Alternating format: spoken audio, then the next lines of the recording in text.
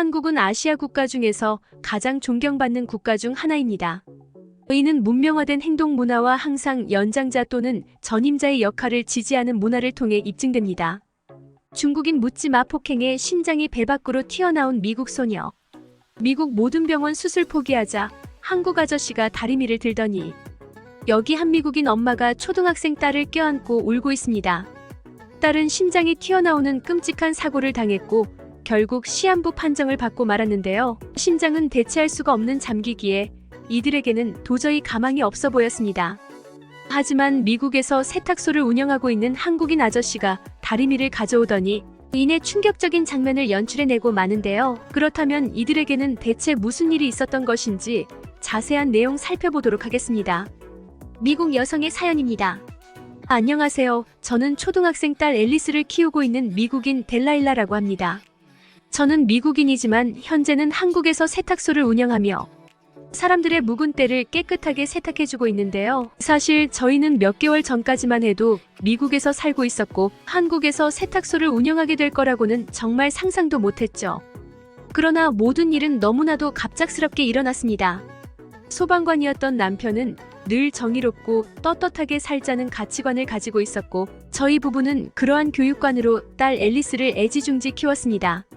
하지만 늘 당당하고 정의로웠던 남편은 불난 건물에서 시민 한 명이라도 더 구출하려고 무리하게 진입하다가 그만 목숨을 잃었고 졸지에 저는 혼자서 앨리스를 키우게 되는데요. 너무나도 절망스러운 상황이었지만 저는 남편의 의지를 이어 앨리스를 그 누구보다 당당하고 배려심 깊은 아이로 키우고자 했습니다.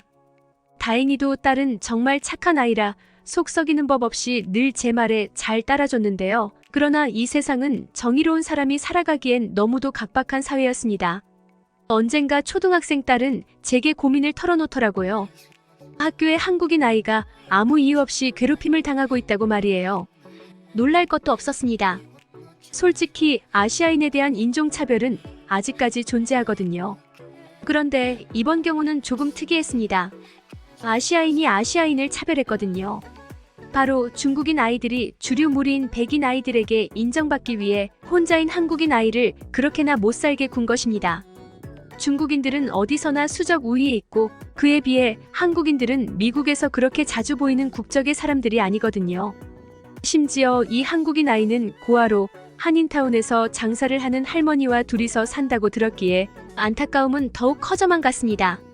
중국 아이들은 정말 초등학생이 맞는 건지 이런 불쌍한 한국 아이를 생각지도 못한 못된 방법을 총동원해서 괴롭혔다고 하는데요. 폭행은 기본이고 바지를 내리고 그 바지를 가지고 도망가서 안 돌려주는 등 악랄한 방법을 일삼았다고 했습니다. 그리고 개인주의가 심했던 미국 아이들은 그 장면을 보고도 못 본 척하기 바빴다고 하더군요.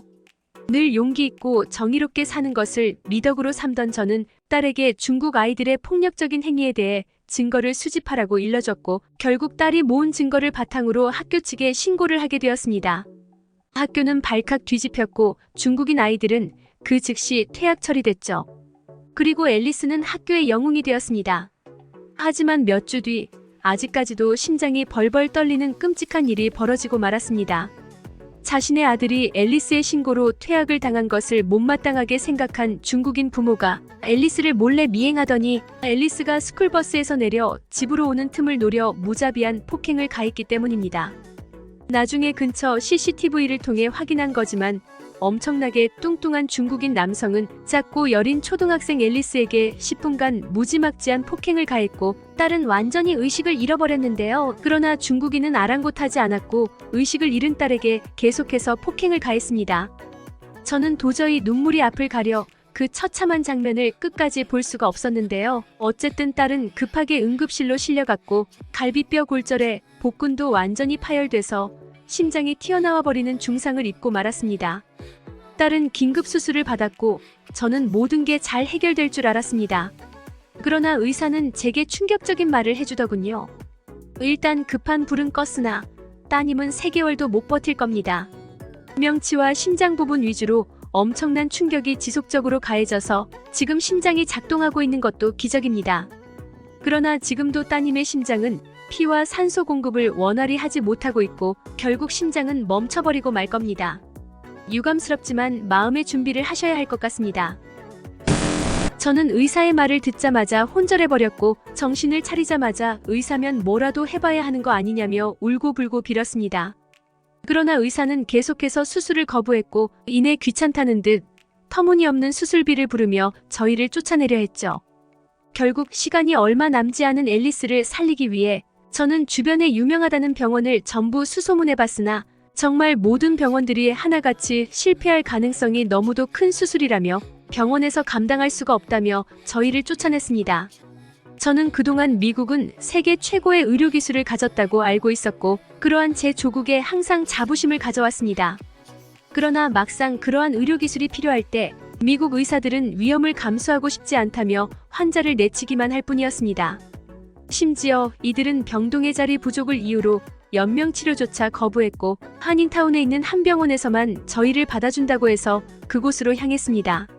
한국인 의사는 심장을 다시 뛰게 할 수 있는 방법은 없기에 앨리스를 치료할 수는 없겠지만 앨리스를 최대한 오래 살게 도와줌으로써 마음의 준비를 할 시간을 벌어주겠다며 제 손을 잡아줬는데요. 그의 말에 저는 터져나오는 눈물을 주체하지 못하고 그 자리에서 주저앉아 버렸습니다.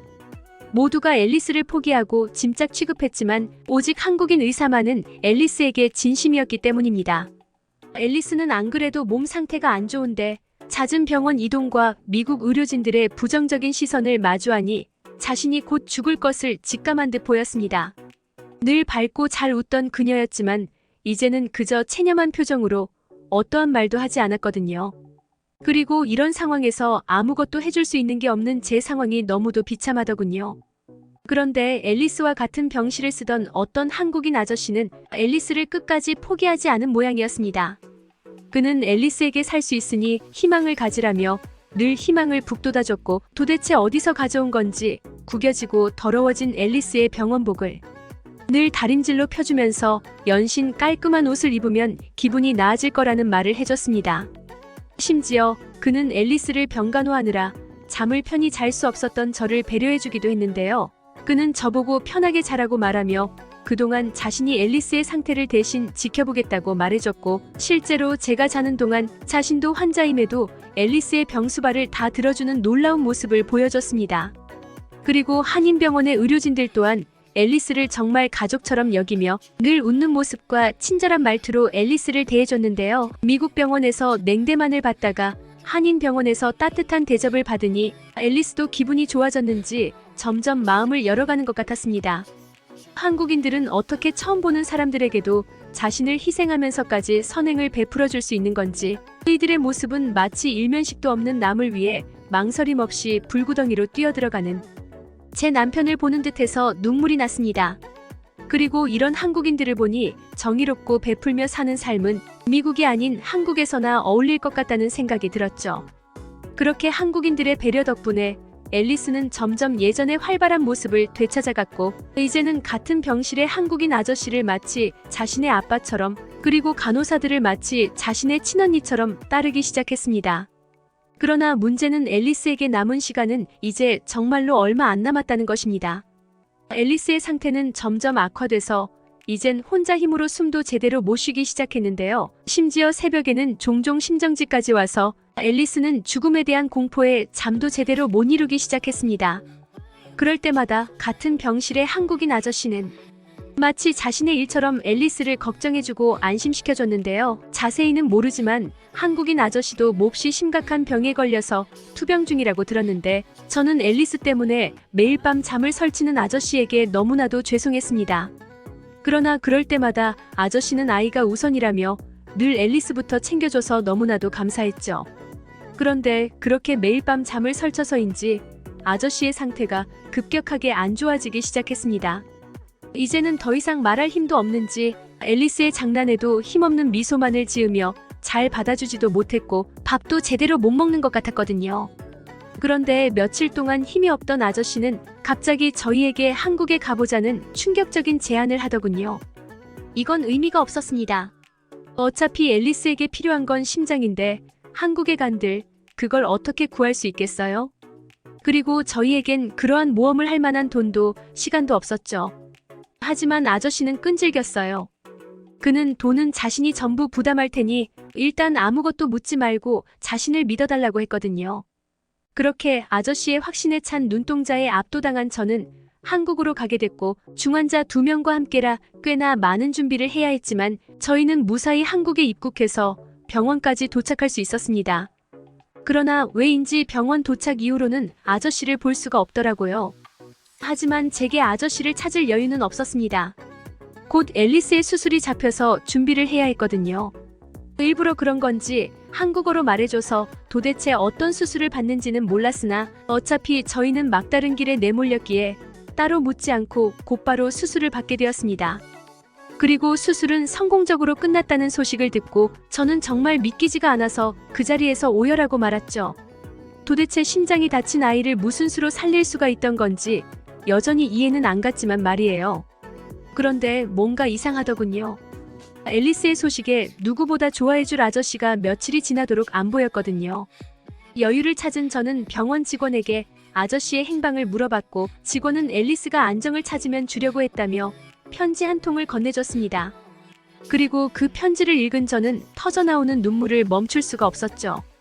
알고 보니 편지는 아저씨가 남긴 거였고 그는 앨리스에게 심장을 기증해줬기에 만날 수가 없던 거였습니다. 아저씨는 한국에서 너무도 가난해서 아내와 딸을 남겨둔 채 돈을 벌러 혼자 미국으로 오게 됐다고 했습니다. 그는 미국에서 세탁일을 했고 가족을 위해 잠자는 시간 외에는 정말 일만 했다고 하는데요. 정말 힘들었지만 다림질만 하면 어떤 힘든 일도 전부 깔끔하게 다려지는 기분에 힘을 내서 일할 수 있었다고 했습니다. 그렇게 열심히 일하며 형편이 조금 나아지나 싶었지만 딸과 아내가 살고 있던 한국 반지하 집에 불이 나서 전부 세상을 떠나는 사건이 터지고 말았고 그는 돈보다 더 소중한 것을 지키지 못했다는 죄책감에 빠졌다고 했는데요. 그는 허망에 빠져서 일만 하면서 살았고 그렇게 잠도 안 자고 일만 한 결과 뇌종양을 얻어 투병 생활을 하게 된 것이었습니다. 그는 최근 종양이 급격하게 악화돼서 수술을 받으려던 차에 앨리스를 만난 거였고 가능성이 크지 않은 치료에 확률을 거느니 차라리 딸 같은 앨리스를 위해 희생하기로 했다고 적었는데요. 그렇게 용감한 결심을 한 아저씨는 한인타운 의사와 이야기를 마쳤고 의사는 이식을 위한 각종 검사나 한국 병원과의 연결을 주선해줬다고 했습니다. 한국인들은 개인주의가 팽배한 미국인들과는 완전히 다른 사람들인지 이 소식을 들은 근처 한국인 커뮤니티의 한국인들은 돈을 모금하며 앨리스의 수술비를 지원해줬고 여기에 한국인 아저씨가 평생 동안 모은 돈을 합쳐서 이식 수술을 할 수 있는 한국의 병원으로 오게 된 것이었습니다. 그리고 연명 치료를 포기한 아저씨는 한국에서 곧 뇌사 상태에 빠지게 됐고 앨리스는 그런 아저씨의 심장을 받을 수 있었습니다. 저는 정의로움을 실현하다 죽게 생긴 딸을 보고 딸에게 쓸데없는 덕목을 교육한 것 같아 너무나도 죄스럽고 후회스러웠지만 한국인들은 앨리스를 위해 그 누구보다 용기 있는 모습을 보여줬고 자신을 희생하면서까지 목숨을 살려줬습니다. 그들은 세상은 아직 살만하다는 것을 보여줬고 그것을 두 눈으로 지켜본 저는 한국에서 한국인들의 의지를 이어나갈 의무가 있다고 느꼈습니다. 아직 앨리스는 새로운 심장에 적응하려고 노력하고 있는데 아저씨의 따뜻한 마음을 이어받은 앨리스는 잘 이겨내줄 거라고 믿어 의심치 않습니다. 그리고 저 또한 아저씨의 마음을 받아서 최근에는 한국에서 세탁 교육을 받고 세탁소까지 차리게 되었습니다. 저는 한국에서 한국인들처럼 늘 정의롭고 자신에게 부끄럽지 않게 살며 아름다운 한국인들에게 세탁과 다림질로 상쾌하고 깨끗한 기분을 가질 수 있도록 도우며 살기로 했습니다. 자신의 심장과 전 재산을 앨리스에게 기증한 한국인 아저씨. 그가 한 일이 너무나 아름답고 가슴이 저며드는 감동을 줍니다. 앨리스와 어머니 한국에서 행복하세요.